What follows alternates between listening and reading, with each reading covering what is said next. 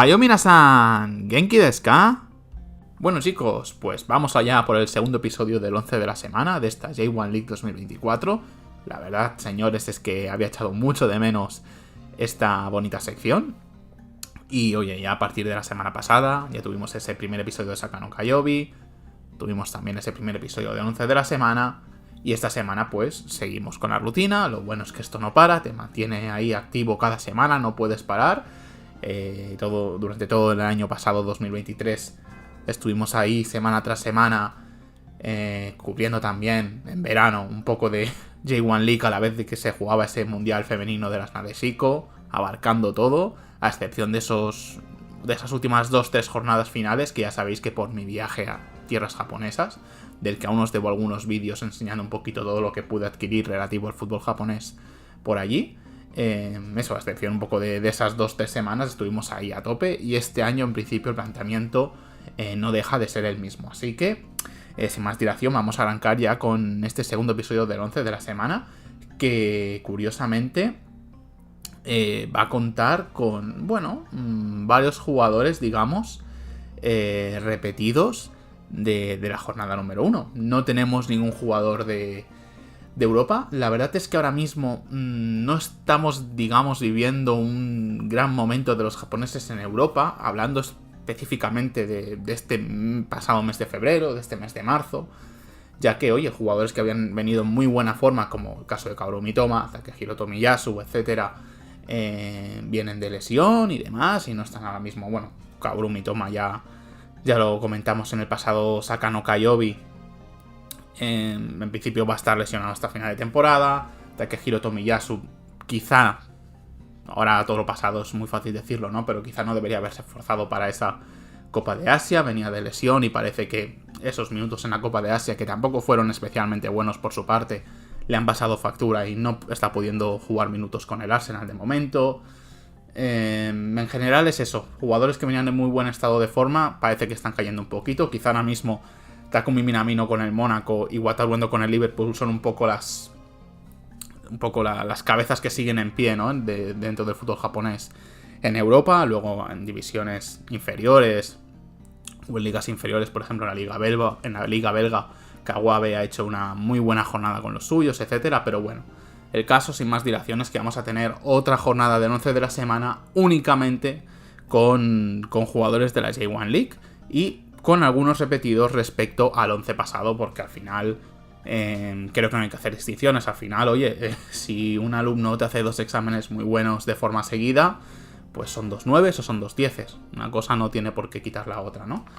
Y bueno, vais a ver también que, espera que llevamos solo 2 jornadas de las 38 que va a tener esta J1 League, pero bueno, van a ir pasando las jornadas y de momento en estas 2 vamos teniendo algunas ausencias que veremos al final, si al final de la competición sorprenden respecto al año pasado o no, ¿no? Pero bueno, arrancamos sin más dilación en portería con Hayakawa, portero del Kashima Antlers. Un Kashima Antlers que empató a 1 contra el Cerezo Osaka. La verdad que el Cerezo Osaka de momento no está acabando de sumar 3 puntos. De momento lleva 2 puntos, 2 empates, pero me está convenciendo muchísimo, las cosas como son. Y oye, al final creo que no se llevó este partido precisamente por la buena actuación de Hayakawa para los suyos, para los ciervos de Kashima, que también venían de hacer una muy buena primera jornada. Y al final, oye, creo que se salvaron primero por esas 5 paradas de Hayakawa y luego pues eso, porque al final quizá el Cerezo Osaka no estuvo lo asertivo que tendría que haber estado, ¿no? Teniendo esa delantera que tiene con Kapixaba, con Leo Seara, etcétera, ¿no? Así que bueno, bien por Hayakawa. En la semana pasada tuvimos a Kosei Itani del Machida Selbia. Y de momento es eso, sorprende. No estamos viendo, ni siquiera se me está pasando por la cabeza colocar a grandes estrellas de la temporada pasada, como Michael Langerak del Nagoya Grampus, como Dayama Ikawa del Vissel Kobe, etcétera. Entonces, de momento es eso, cuanto menos sorprendente, ¿no?, en la posición de portería. Pasamos a la defensa, donde por la derecha tenemos, ya os aviso que va a haber varios jugadores de este partido en general, de ese Kawasaki Frontale 4, Júbilo Iwata 5, un auténtico partidazo. Yo creo que va a ser, estamos en la segunda jornada, pero va a ser uno de los partidos de la temporada sin duda. Un Júbilo Iwata que venía de palmar en la primera jornada contra el Vissel Kobe por 2-0. Y al final, pues oye, consigue llevarse estos 3 puntos ante un Kawasaki Frontale que pinta mejor para esta temporada, pero al final, las cosas como son, ha pinchado en esta segunda jornada ya.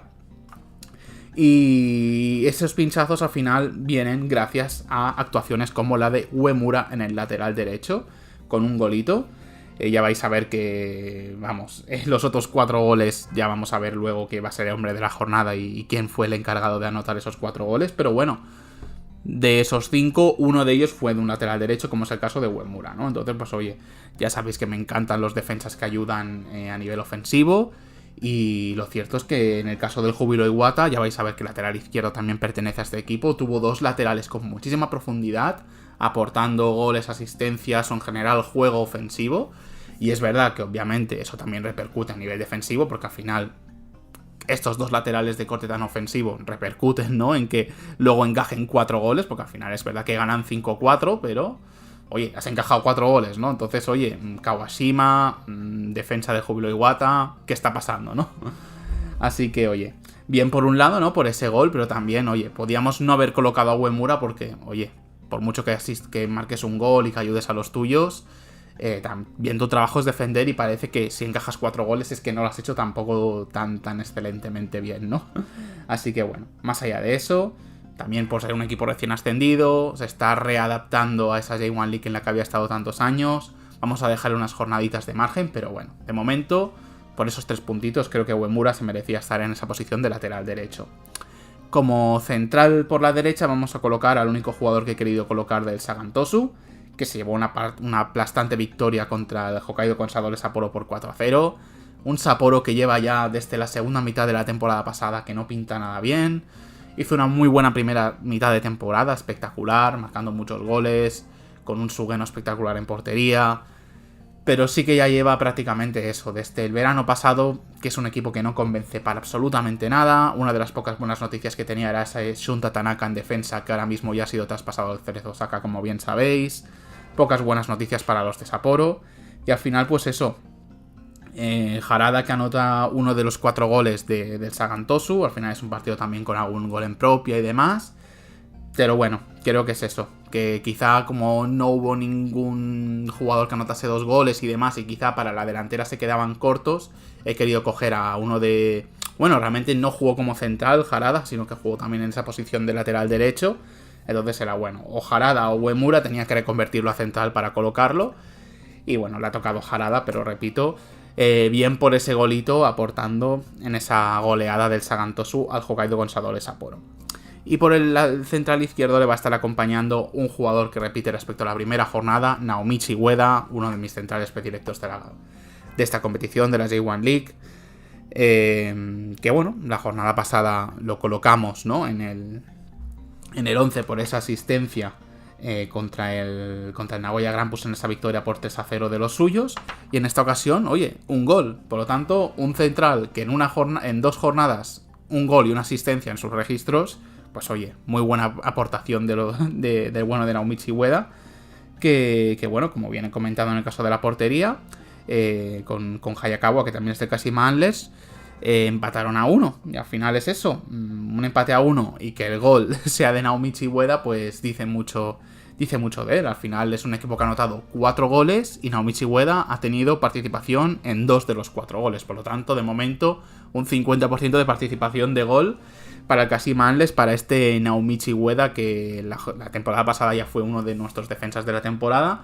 Y esta temporada pinta que va a ser más de lo mismo. Desde luego, hablamos a veces, ¿no?, de esos jugadores que no saben dar un paso atrás en sus carreras cuando lo necesitan. No es el caso de Naomichi Ueda, que vio que no se estaba adaptando al fútbol belga, decide dar un paso atrás a uno de los grandes de Japón como es el Kashima Antlers. Y desde luego, a mí me está encantando lo que estamos viendo de Naomichi Ueda en este último año, ¿eh? La verdad que es espectacular. Y por la izquierda colocamos, como bien he dicho antes, al lateral izquierdo del Júbilo Iwata, más allá de haber permitido, ¿no?, esos 4 goles de sus rivales, el Kawasaki Frontale. El caso de Matsubara es que reparte 2 asistencias de los 5 goles que mete el Júbilo Iwata. Al final, para un lateral izquierdo, tiene que salir recompensado sí o sí. Así que, oye, bien por Matsubara y bien por Uemura. Al final, oye, los dos laterales del Júbilo Iwata con toda esa proyección ofensiva acaban entrando en este 11 de la semana, ¿no? Bien por ellos. Pasamos ahora al medio centro, donde repite también, este es el otro jugador que va a repetir para hoy, Araki del FC Tokio.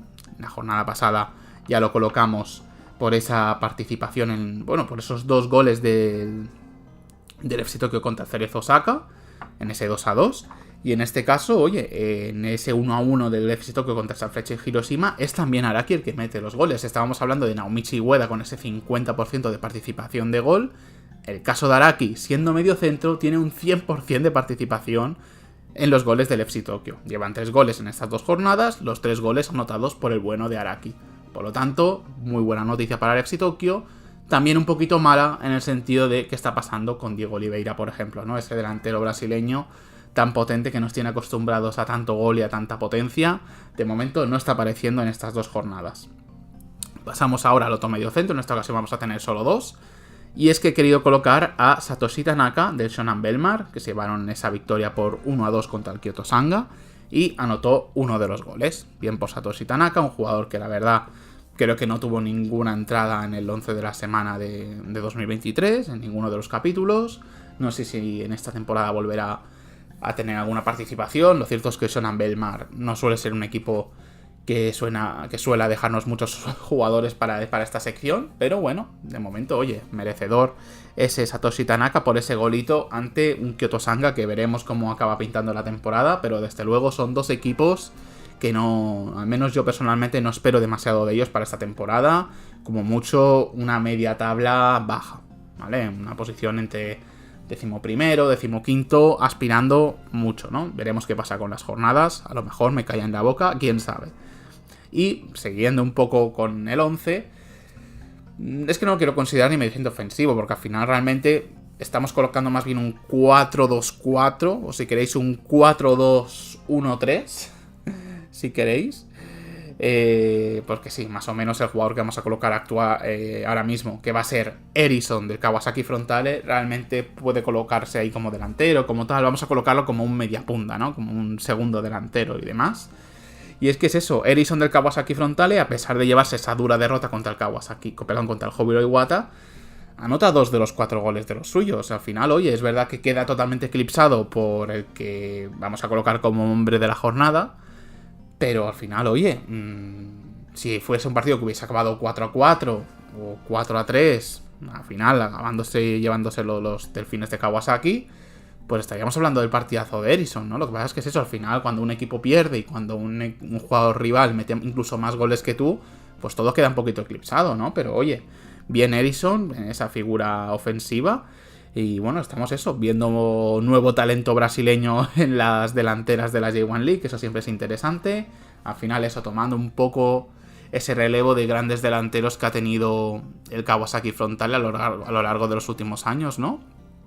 Así que bueno, veremos a ver Erison si se va sentando, si también va tomando ese papel más goleador y tal, y no acaba recayendo todo esa importancia en mediocentros como Wakizaka, que por ejemplo sí que tuvo una primera buena jornada y en esta segunda jornada no la tuvo demasiado buena, ¿no? Así que bueno, veremos eso, si Erison acaba siendo ese nuevo Leandro Damião, etcétera, esos jugadores brasileños que ha tenido el Kawasaki Frontale en su delantera estos últimos años, y acaba tomando ese relevo y dejándonos buenos partidos, buenos goles, buenas temporadas. Habrá que irlo viendo poquito a poco, ¿no?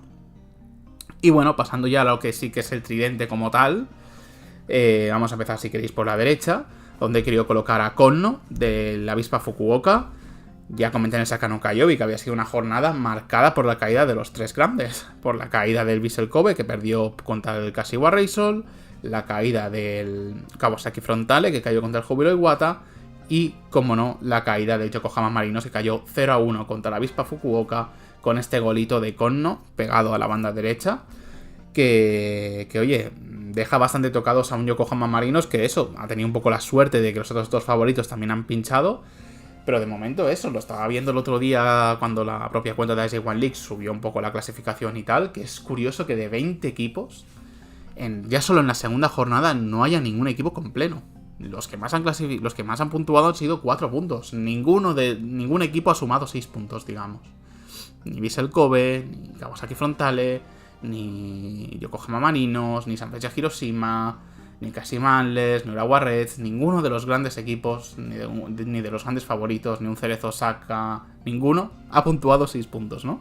Así que bueno, eso deja una liga más interesante, pero oye, también se tiene que preocupar este Yokohama Marinos de por qué esta caída contra la avispa Fukuoka, que, repito, para mí la avispa Fukuoka fue uno de los grandes tapados la temporada pasada, quizá ese equipo de media tabla, ¿no? Que no hace demasiado ruido y tal, pero luego repasas la clasificación general y dices, hostia, pero este equipo ha quedado entre los 10 primeros, tal, no sé qué, o ha hecho un muy buen papel en la competición, o oye, quizá es un equipo con menos estrellas, que sí, que tiene a Lukian, tiene a Konno, tiene a otros jugadores, pero que quizá no es un equipo tan cargado de estrellas y demás, un equipo más desconocido, pero oye, poco a poco fue saliendo del paso, y lo cierto es que es un equipo muy interesante también, quizá por cuestiones geográficas, ¿no? Algo que quizá también le pasa al Sapporo, un equipo que no está en la isla de Honshu, en la isla principal, está un poquito más apartado, ¿no? En el caso de la avispa Fukuoka, pues eso, en la isla de Kyushu, y quizá eso lo hace pasar un poquito más desapercibido, ¿no? Pero oye, de verdad os digo que la avispa Fukuoka, si os interesa algún equipo de este perfil así, que pasa más o menos desapercibido, pero siempre rinde bien, con buen fútbol y demás,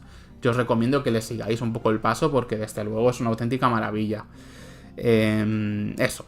Y continuando ahora por el lado izquierdo, vamos a colocar... Aquí la verdad tuve bastantes dudas. Podríamos haber colocado también a algún jugador del Kashiwa Reysol, algún jugador del Sanfrecce Hiroshima, de estos partidos que acabaron 1-0, 1-1, ¿no? Con victorias sorprendentes. Algún jugador de ese empate a 1 del Tokyo Verdy. Pero al final creo que un poco por el contexto y tal, y para que no engañarnos, reivindicarme un poco en este discurso que quise dar un poco a inicio de temporada, creo que quiero colocar a Fujio del Machida Selvia. Al final, en la jornada pasada colocamos de este equipo recién ascendido a su portero, a Koseitani, y en esta ocasión, pues, oye, ha tocado uno de sus delanteros, que es eso, Fujio, quien anotó el gol en la victoria por 0-1 contra el Nagoya Grampus. Y aquí es donde quería yo llegar. Al final ya lo hicimos ese vídeo, quise hacer 2 vídeos de previa respecto a algunos equipos. Hicimos primeramente del Nagoya Grampus, luego del Cerezo Osaka, y yo en ese vídeo crónica del Nagoya Grampus ya lo venía comentando. Que por un lado, estupendamente bien que habían conseguido reenganchar a Kasper Junker, que parecía que iba a acabar cesión y no iba a volver, y al final lo acabaron fichando como fichaje permanente, que habían conseguido pescar a Patrick del Kyoto Sanga, pero al final es un delantero veterano y tal, y bueno, pero que cuidado con esas bajas en defensa, haberse deshecho de Nakatani, de Fuji, y que al final era una defensa que funcionaba muy bien por esa pareja de centrales en concreto. Al final es algo que pocos equipos se pueden permitir, que sí que, por ejemplo, por hacer una comparación con el fútbol europeo, el Real Madrid, recordad, pierde a Rafael Varane y a Sergio Ramos en una misma temporada. Pero bueno, oye, al final tiene la suerte y puede permitirse que a la siguiente temporada tiene una pareja de centrales como David Álava y Eder Militao, ¿no? Por ejemplo, y luego pues jugadores de otro perfil más secundario, como el propio Nacho Fernández o otros jugadores, ¿no? Un Tchouaméni reconvertido, lo que queráis. Pero el caso es que Nagoya Grampus no es ese mismo caso. Y al final es lo que comentaba, dije, vale, han perdido jugadores, pero es que no hay nada nuevo interesante. Sí, vale, el caso de Patrick y el caso de Nomara Junker, pero en defensa no han traído nada, ¿no? Y al final es algo que se está viendo totalmente. Más allá de que también hay que ponerlo como punto negativo, que a pesar de que tengan a Junker y a Patrick, en 2 jornadas no han metido ni un solo gol, que eso también es bastante grave. En principio la posición que más potente tienes no está cumpliendo su función, pero es que la que más débil tienes tampoco la está cumpliendo. Entonces un equipo que no marca y que no es capaz de no encajar goles, está, vamos, condenado a fracasar, absolutamente, ¿no? Y al final me parece que se está reubicando todo un poco, porque recordemos que sí, que el Nagoya Grampus hizo una muy buena temporada el año pasado, pero que el Nagoya Grampus no hace tanto descendió, no hace tanto venía peleando por no descender. Entonces cuidado, porque la J1 League a veces es engañosa. También, oye, el Vissel Kobe la temporada pasada ganó la competición, pero en 2022 estuvo a punto de descender también. Entonces es eso, es una liga en la que no hay nadie asentado, no es una Liga Santander, no es una Premier League, ¿vale, chicos? Entonces es eso, Kawasaki Frontale venía de ganar muchas J1 Leagues, demás y todo. La temporada pasada acabó quedando octavo, si no recuerdo mal. Por lo tanto, es eso, es algo quizá impensable, ¿no? Para una liga española, una Premier, ¿no? Pero bueno, también hemos visto en la Premier últimamente, ¿no? El Chelsea ocupando posiciones también cercanas a la 10ª posición, un poquito por arriba, un poquito por debajo, ¿no? Pero que os hagáis una idea, que cuidado con este Nagoya Grampus, que hizo una muy buena temporada el año pasado, pero la acabó francamente mal, y esta la está empezando también bastante mal. Cuidadito porque esta temporada además, los equipos que han ascendido, como Tokyo Verdy, pinta bastante bien, a pesar de que le cuesta consolidar luego los partidos en el marcador y tal, pero eso, pinta bastante bien. El caso del Júbilo Iwata, ya lo hemos visto esta jornada también, espectacular. Así que, repito, cuidadito con el Nagoya Grampus. Y Machida Selvia, ya lo hemos visto también con Cositani en portería, con Fujio arriba. Cuidadito, Nagoya Grampus. Y bueno, vamos a seguir, que si no se alarga esto demasiado. Como hombre de la jornada, ya os lo adelanto, no lo dejamos para el final, lo voy diciendo ya. No puede ser otro que Germain, este jugador Hafu, digamos, ya sabéis que no es 100% japonés, entre comillas, étnicamente hablando, del Júbilo Iwata, que anotó 4 de los 5 goles que anotó el Júbilo Iwata al Kawasaki Frontale. Es que al final es una auténtica locura, un jugador además que no venía para nada en el radar, que nadie se esperaba mucho de él. En la primera jornada el Júbilo Iwata venía de palmar 0-2 contra el Vissel Kobe, y de repente llegan contra un Kawasaki Frontale, Germain, patapam, 4 goles, y es algo que, a ver, hay que irlo viendo. La temporada pasada también tuvimos actuaciones, por ejemplo, de Machino, ¿no? Con el Sonan Belmar, también de anotar muchos goles en un partido, y al final no fue un jugador ni mucho menos trascendental en la temporada, pero cuidadito porque, oye, si Germain empieza a coger este ritmo y tal, cuidado también, porque además estamos viendo un Anderson López bastante desaparecido, que solo marcó un gol y desde los 11 metros en la primera jornada. Yuya Osako y Yoshinori Muto de momento esta temporada no están demasiado enchufados en estas 2 primeras jornadas, así que cuidado. Kasper Junker más de lo mismo. Quizá eso, los 4 o 5 grandes delanteros de la temporada pasada, de momento no parece que están nada enchufados para esta. Así que cuidado con Germain, que si se pone las pilas puede ser una auténtica maravilla de cara a esta jornada, a esta temporada, perdón. Así que nada, como ya hemos anunciado el nombre de la jornada, para acabar definitivamente vamos a hacer como hacemos siempre, el repasito del 11 con el mapita. Empezamos en portería, con Hayakawa del Kashima Antlers, lateral derecho para Uemura del Júbilo Iwata, centrales para Harada del Sagan Tosu y Naomichi Ueda del Kashima Antlers, lateral izquierdo para Matsubara del Júbilo Iwata, 2 mediocentros que los ocuparán Araki del FC Tokyo y Satoshi Tanaka del Shonan Bellmare, un mediapunta que será Edison, el brasileño del Kawasaki Frontale, y un tridente que ocuparán por la derecha Konno del Avispa Fukuoka, Fujio del Machida Selvia y en punta de ataque el hombre del... Así que nada, chicos, este ha sido el segundo episodio del 11 de la semana. Creo que ha quedado bastante chulo, yo al menos personalmente me lo he pasado muy bien y creo que hemos podido comentar todo lo que quería comentar y de forma bastante clara y concisa, aunque al final, oye, ya sabéis que estos vídeos estamos hablando de 11 jugadores, de varios equipos, comentamos un poco al final de Saka no Kaiobi, es ir un poquito al grano, ir un poquito a pam y enterarte rápido, y al final, sin justificar demasiado, al final en 11 de la semana, más allá de hablar de los jugadores, es hablar también un poquito de lo que ha sido la jornada, un poquito más distendido y un poquito más con corte, bueno, más personal, más opinión, más tal, ¿no? Así que bueno, muchísimas gracias por estar ahí, chicos, y nos vemos en el siguiente episodio. ¡Matane!